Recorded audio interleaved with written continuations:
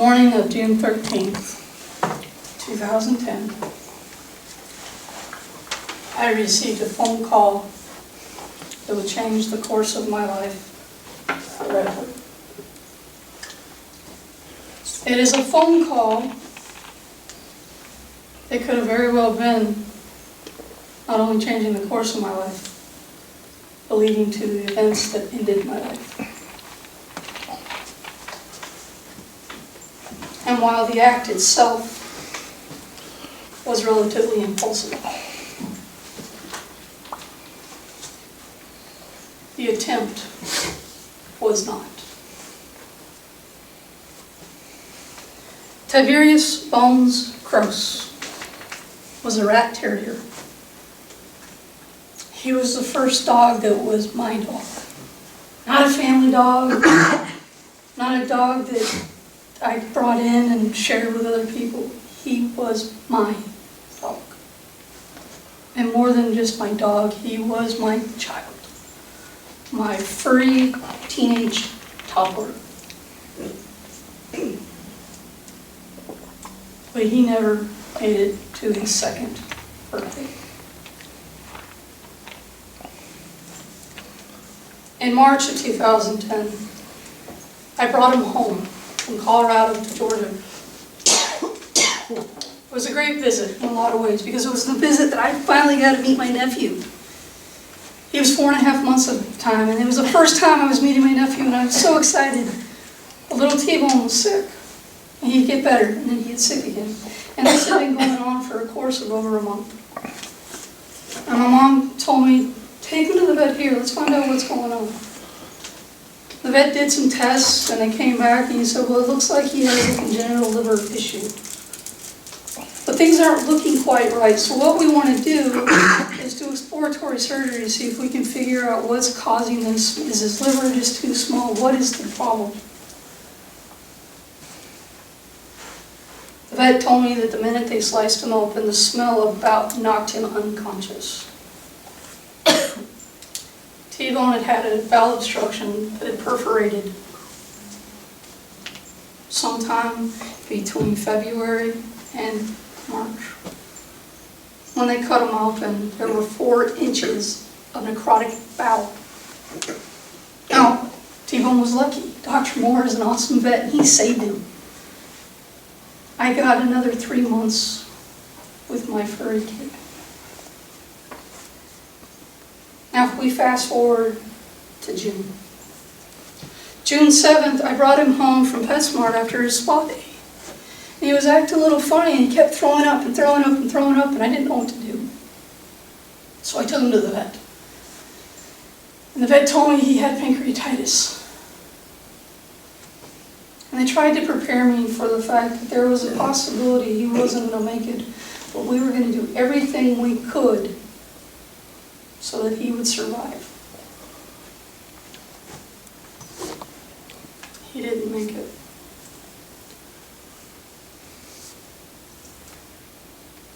The day before I got that phone call, I worked a double shift at work. I had a break between the 2 shifts, and it was a Saturday, so the vet's office was going to close, but I got permission from work to take time to go see him. And they had him drugged up on morphine and anti-nausea meds so that he was not in a terrible amount of pain. And they let me go back to the cage, and I curled up with him and I held him. And I looked at him and I told him, it's okay. If this is too much for you, I will be okay. I don't want to lose you, but I don't want you to be in pain. I went back to work. Later that night, I was sitting on the couch watching TV, praying for sleep to come. And in a loop in my head, the lyrics from Leanne Rimes, how will I live without you? How will I breathe without you? Started to play in a loop inside my head. And while I can't definitively tell you, I knew at that moment that my sweet, sweet boy had taken his journey across the Rainbow Bridge. and I was devastated. So I crawled off the couch, and I grabbed my car keys and my wallet, and I drove to a local mental health center. And I rang the bell at the crisis center, and a gentleman came out. Someone who had never met me before, but could tell that something was wrong. He asked me if he could help, but I was so upset that I could not speak.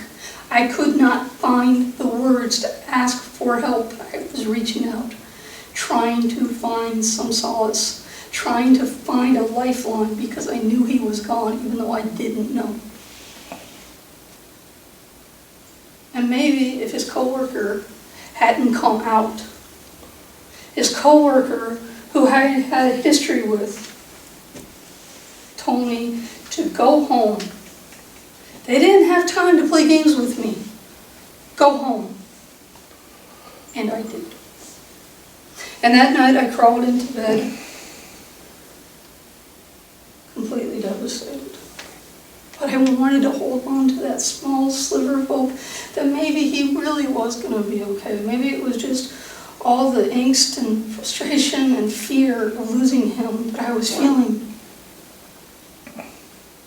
I don't remember sleeping, but I must have, because the phone call that came first thing that morning woke me up. And I knew, as I answered the phone, I knew it was the vet. He didn't even have to tell me. I knew that he was gone. So I drove myself over to the vet's office, because even though it was a Sunday morning, they let me come over. By the time I got there, they had already wrapped him in his death shroud. And I had taken his baby blanket with me, because he loved that blanket and I wanted him to have it, even though he was now a lifeless shell. And I wrapped him in his baby blanket and I held him and I cried. And I cried until I couldn't cry anymore, and I just was so empty. I was a broken shell. I had nothing left. And I felt responsible. He wasn't even 2. He was a week shy from 19 months old, and he was gone, and it was my fault. If I had just not fed him bacon, if I had just recognized that obstruction sooner and gotten him help sooner, he would have been okay. It was my fault. If he can't be here, why should I? And a strange calm filled me at that moment, because I knew what I needed to do. And there's a part of me that wonders if the vet wondered if something was going on, but I'd only known him for a few months. And in my mind, I think he just believed that I was in shock. But I left their office, drove the 2 miles back to my apartment, rode up to the 6th floor in the elevator, and I was alone, but it was calm. And I walked into my apartment and I opened up the closet. And I had a box where I kept all my medication. And in that box there was a bottle nearly full of Klonopin. And another bottle with about 10 or 15 Flexerol from when I had sprained my ankle for the umpteenth time, and they had given these things to help.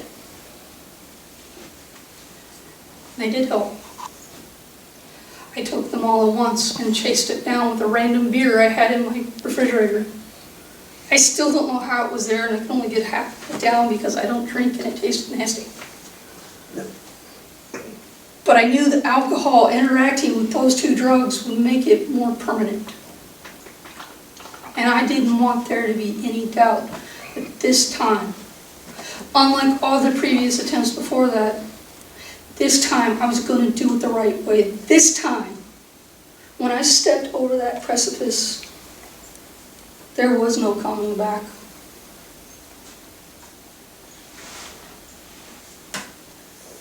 I left my phone on the table. I had called people along the way during that 2-mile journey to let them know that he had passed. But I left my phone on the table because I didn't want anybody to call me and shock me out of what I had done, or to try to help me at that point, because there was nothing left. And originally my intent had been to drive down to the river trail where the two of us hiked. I was going to go down to the trail and just jump in the river and float away so no one would have to worry about cleaning up a body. I did not want my parents to have to go through that. But for some reason, instead of turning left, I turned right. And I drove to PetSmart. Because the manager there loved T-Bone almost as much as I did. She had known him since he was a pup. She had been there as he went through puppy training. She had been there as he went through intermediate training, which he missed his graduation because he was sick. And I needed to let her know that he was gone. And I handed her my keys and my wallet so she could get into my apartment and clean it out, because I did not want to leave that to my family, who was still in Georgia. Thankfully, before she came out, she could tell something was off. She asked one of her employees to call 911.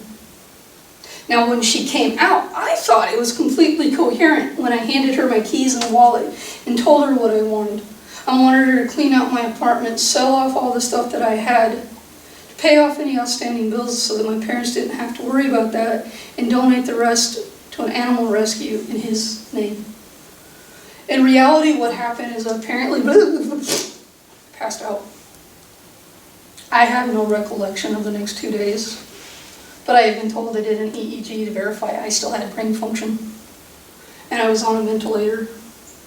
And then I spent the next 4 months in and out of the psychiatric hospitals.